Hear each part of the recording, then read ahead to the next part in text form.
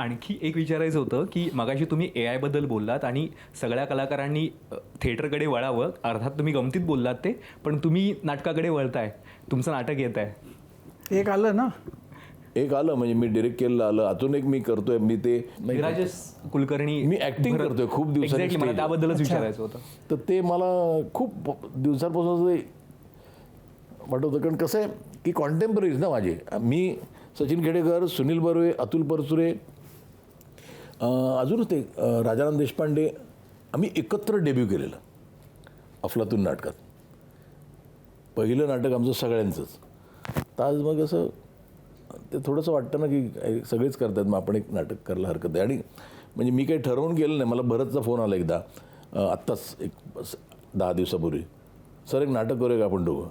तर मला ते जास्त एक्साइटमेंट आहे की मला भरतबरोबर काम करता येईल स्टेजवर. आणि भरत किती झालं तरी म्हणजे मी उगाच मला कोणीतरी ट्रोल करू नये, पण मी भरतला पहिलं नाटकात काम दिलं आहे.